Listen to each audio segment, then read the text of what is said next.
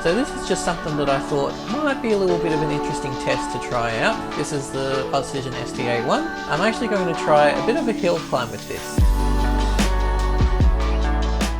Hey everyone, Kieran here from Hearns Hobbies. I'm back again here today for something a little bit new.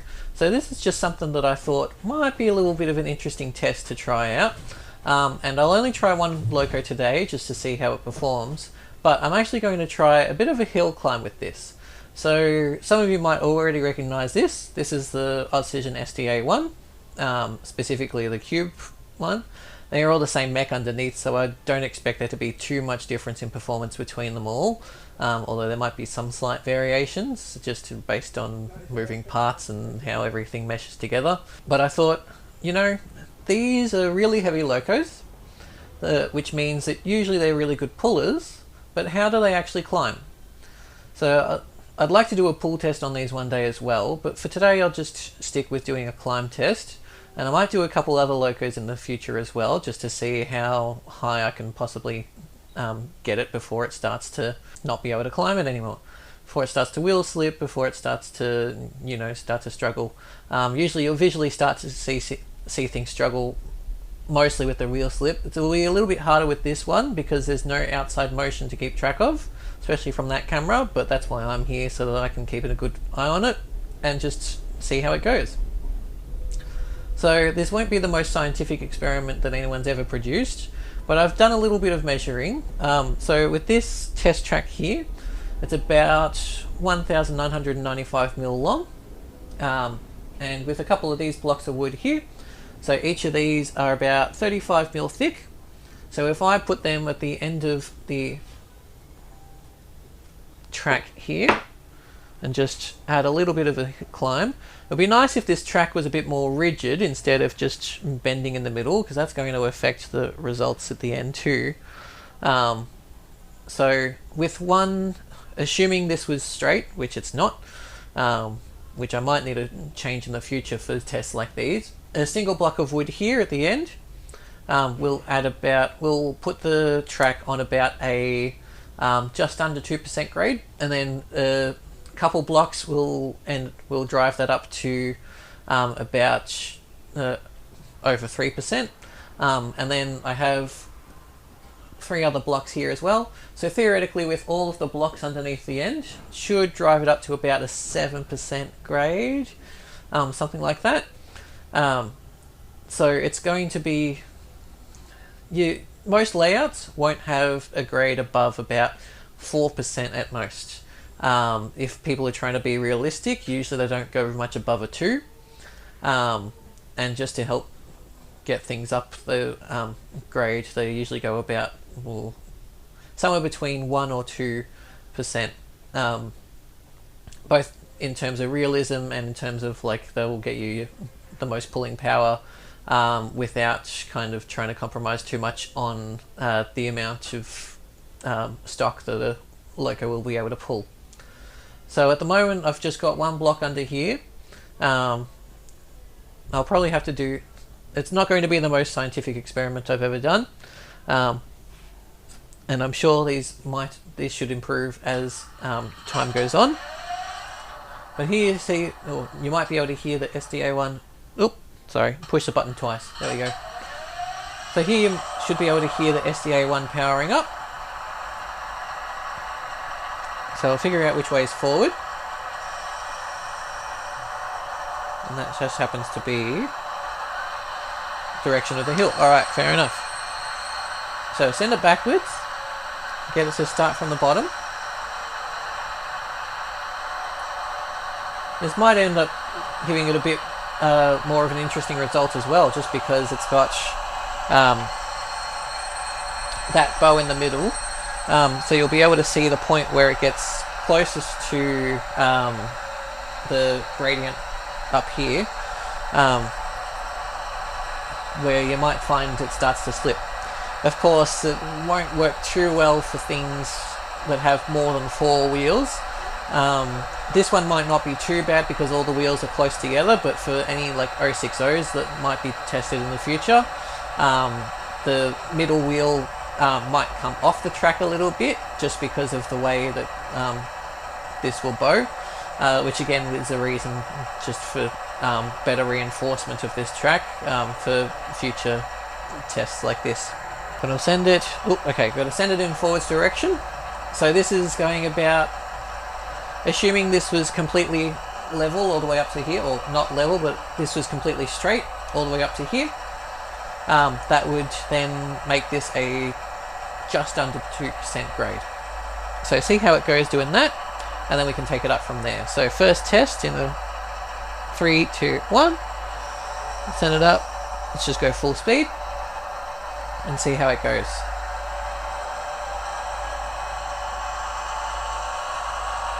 Just going up, going up, going up. And it made it up that perfectly fine. Push the stop button before I send it off the track. That would be great. Unfortunately, I did not push the stop button before I sent it off the track, but that gives you an idea of exactly how far it will go, or exactly how it will handle a roughly 2% grade. So it's made it up there perfectly fine, and this is really minimum requirements for anything going up a grade. If it doesn't make it up a 2% grade while light engine or without a load behind it, you're not doing very well. So there's one. Now at some point it will just start to slide, but I'm hoping that we will get to,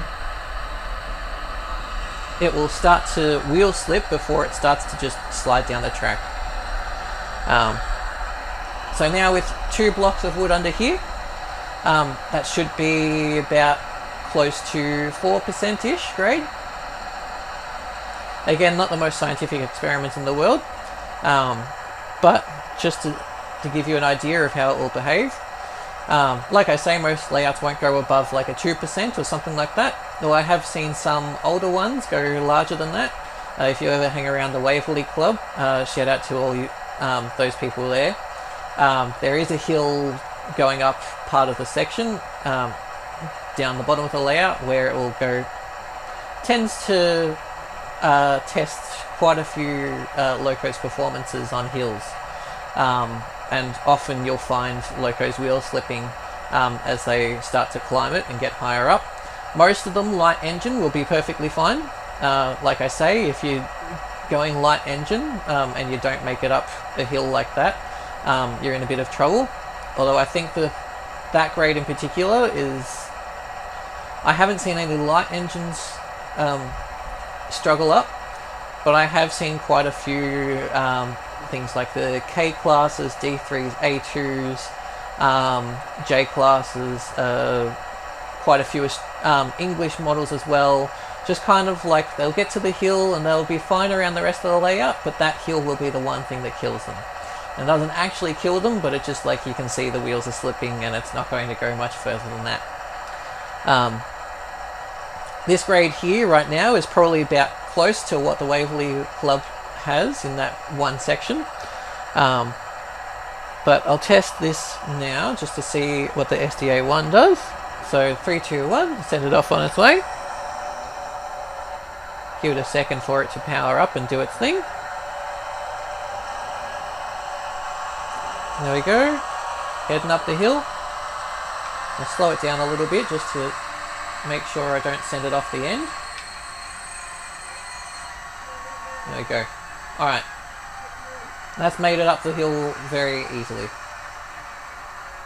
I'll send it back down a little bit more slowly.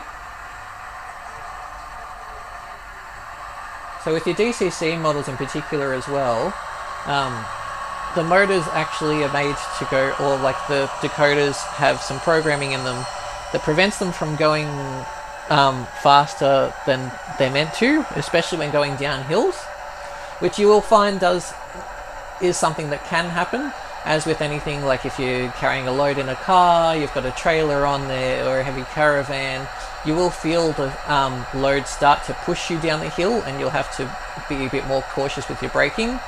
And it's a similar thing with the model trains. So they do still feel all the forces, but with the It's a whole lot of wibbly wobbly, timey wimey kind of lingo going on here.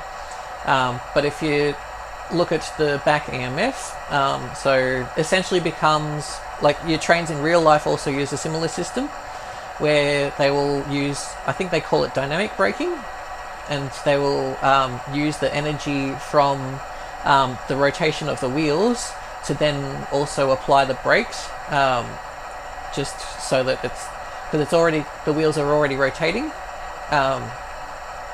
so it doesn't need the engine to keep it going. It actually needs to use the force of itself pushing it down to against it, so that it can remain in control and not end up like a runaway, like a famous movie that everyone I'm sure loves. Alright, so the fact that it's made it up 2 blocks, I honestly expect most locos to make it up 2 blocks. 3 blocks will really push it to the test though.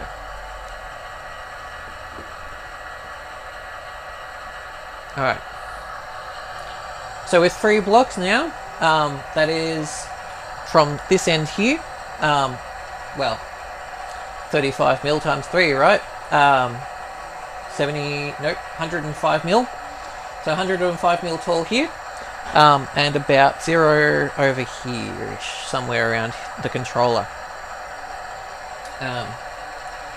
So if this makes it up here, I'll be very impressed. If not, I won't be too surprised. This is quite a steep hill for something like this, but if it can make it up, then great. Alright, testing this now in 3, 2, 1, send it up on its way, head on full power, wait for it to do its little power up. Alright, you can see it start to move, and struggling a little bit, and yeah, so there's the bowing effect kind of coming into play a little bit too. So I might just get it past that bow, or at least attempt to. There we go. But that is full speed. So it's kind of starting to get up there, but it's really struggling, which I'm honestly not very surprised about. So there's your answer with the SDA1. The question is, how high can it climb? Turns out quite high. Oop. There we go. So now you can see this is about the point where it starts to just kind of like slide down the rails. So there's not actually anything holding it up there. And you can see it slid down to where the bow starts to happen. So again, not the most scientific experiments in the world. Could be better with a bit more of a rigid base.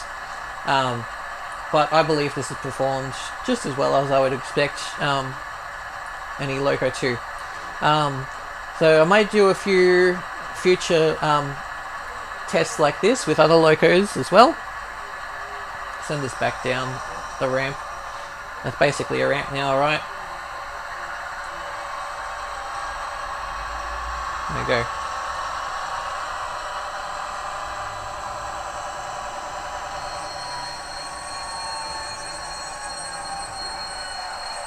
Alright, so just for a bit of future experimentation, I want to make this, if I'm going to continue these experiments, I want to make this a bit more rigid so that there's no bowing in the middle.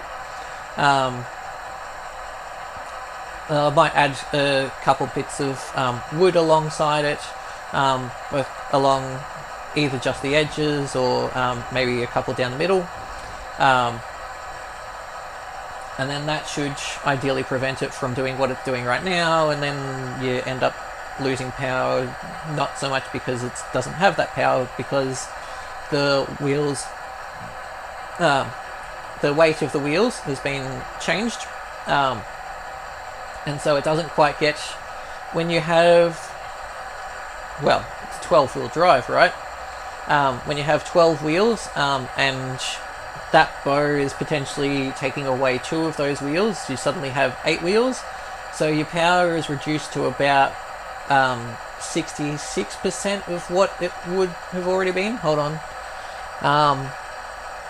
8 versus 12, no, 75% of what it would have already been. So not quite as bad as 66%. but still doesn't help in any case. So definitely something to think about for the future. Turn this off now so that we don't have that making lots of noise. But it's performed more or less the way I would expect. I might do another test on the SDA1 once this track has become a bit more rigid as well, because otherwise, like I say, I'm going to have things like 060s and that just unable to make it up even this little bit here. I have seen some better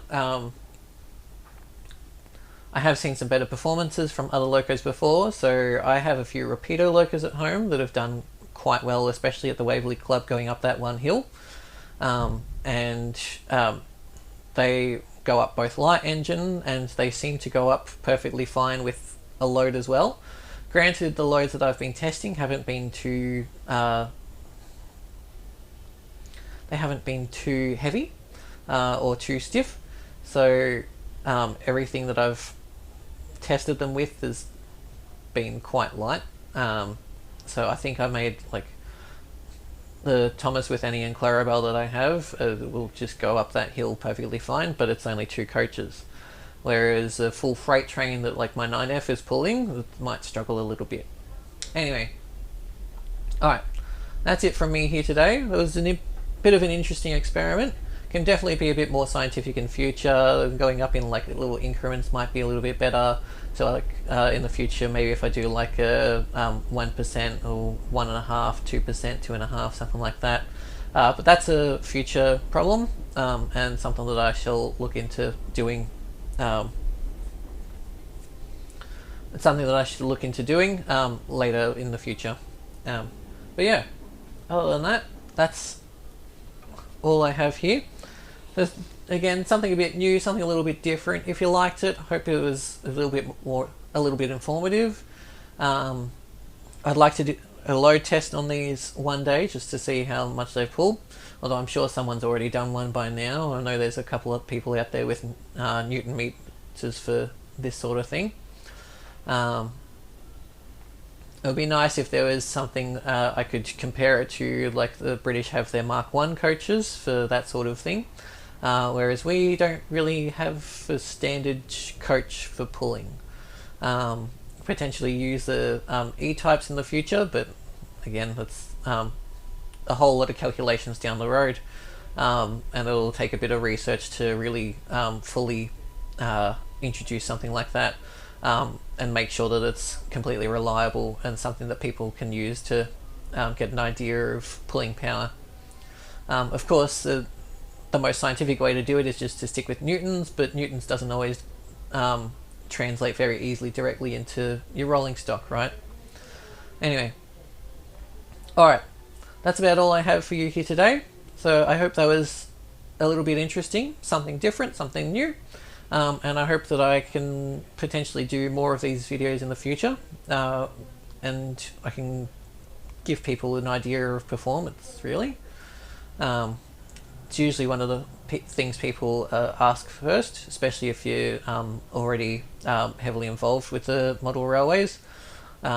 Between slow performance, pulling power, and even like your hill climbs and that,